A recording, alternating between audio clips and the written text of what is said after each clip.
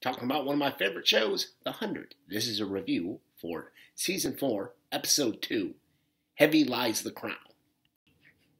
Gotta say, I did dig the beginning pretty dark. You've got a grounder woman, she's being tortured to take the chip by her own son, who puts a knife to her other son's throat, his brother, saying, hey, take the chip or I'm going to kill him.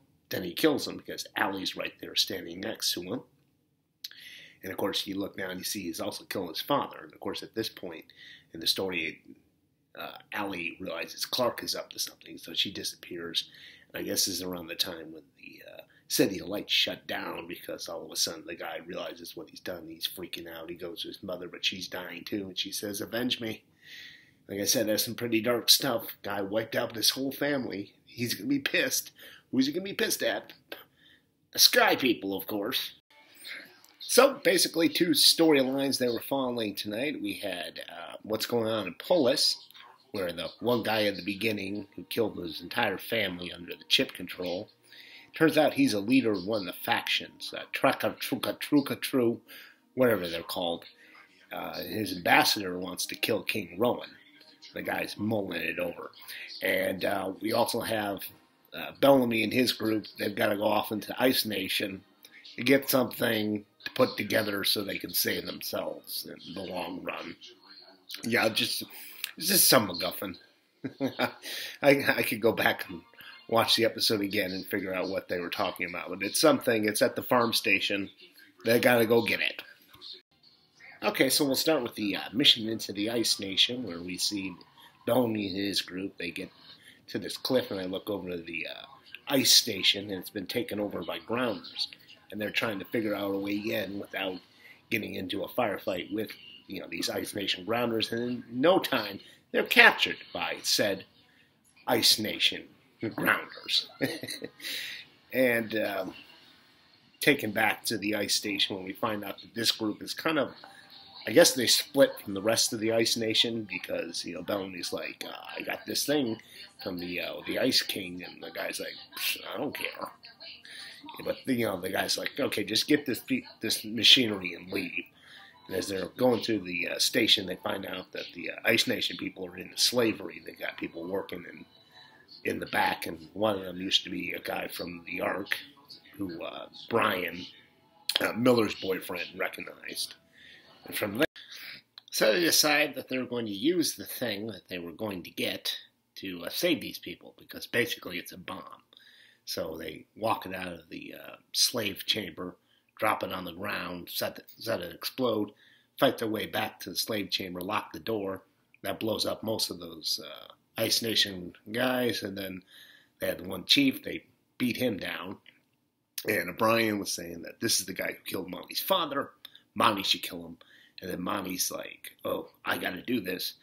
And he uses, picks up an axe, and you're thinking, oh, he's going to kill the guy. And I'm like, no, he's not going to do it, or he would have already done it. But you never know with this show. But he uses it to free everyone else. And then they kill him. So that storyline kind of went nowhere. I mean, they didn't get the thing, so they're not going to be able to use it so they can seal up the big station for the next 5 years and have water. I think maybe it was used to introduce the Riley character. I don't know if we'd seen him before or not, because everyone knows who he is, but I couldn't remember him. Maybe season 1, I don't know. I'll look it up on the 100 Wikia. But I'm still hoping this means that they have to take off instead of, sealing themselves up into a station, because that's not going to make for a decent season 5 if that's the case. But them on the road to somewhere else, that could be interesting. Then, of course, you have the storyline with Rowan and the one ambassador who wants to challenge him. Of course, Rowan got shot twice, last season, and he's still recovering from that. So it's like he's not going to survive. And Echo's like, hey, let me fight for you. He's like, no, if I do that, I won't be much of a king. So he's trying to train for that, but it's obvious, he won't be able to stand up to the guy. So Octavia kills him, which was a pretty decent scene. She just kind of saunters into his chambers, and the guy's like, I don't know what you're here for, but go away. And then she's like, come on, I'm just trying to convince you not to fight the king. Guy doesn't want to listen to her. She's like, you want to take this outside? Nah. Kind of blows her off, so then the ice pick right to the ear, and she makes it look like a heart attack. How anyone would think it was a heart attack, even when she does wipe up all the blood. But that's the end of that storyline. Decent, I guess, but it doesn't sort of play into any arcs or anything. Except Illian, I guess maybe he'll be the ambassador in the next episode. And he kind of figures, better watch myself, seeing what happened to the last one. I guess he's not the leader of that tribe. I was kind of unclear about that. Not much else went on. I guess Kane and Abby are getting it on. I thought that at the beginning, I thought that was Echo and Rowan, because it's taking place in the big the commander's building, and you couldn't tell it was first, but it's Abby and Kane, and of course, okay, I kind of like the, if I'm going to ship someone this season, I'm thinking Echo and Rowan, call it Rocco. I guess they had some stuff going on in Arcadia. They're trying to get it built up so they can seal everyone in, and, Jaha's sticking his nose into it and trying to give Clark some advice, but they don't want to hear it because of all the stuff he's done in the past, including the what the hell do they call it? The purge that they had, where they had 300 of them that they took all the air away from. The culling, which I thought was funny because that was Kane's idea. But, it was Jaha who pulled the final switch, but that was all Kane's idea, wasn't it? And you had Jasper being pretty funny, taking a shower out in the open for everyone to see, and then he starts rigging a radio play. I Hate Mondays. This pretty.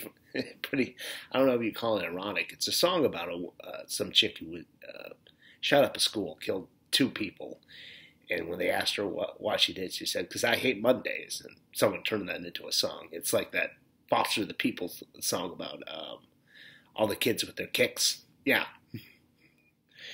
Yeah, and he's just, I guess he's taking a hedonistic route. He's like, we got 6 months to live. Let's just make the best of it. Get drunk and have some weed and listen to songs that are from 100 years ago. So there was some funny stuff there, and that's pretty much the episode. I enjoyed it. For this one, just like a one standalone episode, except, the whole thing with the ice, them going into the Ice Nation. They get that thing, that hydro-mako, whatchamacallit, and then using it to blow up some guys. I mean, I was kind of like, I just thought they should take it with it. Again, it was like, you could save this 25, but you got 500 back at the thing that if you don't have this thing. But, like I said, I'm actually kind of glad that they did do that, because it sets up this thing where, maybe they can't all stay in Alpha Station. They got to take off, migrate somewhere, either way up north, or way down south, or get with the boat people and find some magical island. And this season will all be about the journey getting there. Or maybe that'll be the next season. Really think they painted themselves in a corner with this all these nuclear power plants are melting down stuff. But we'll have to see how the rest of the season goes.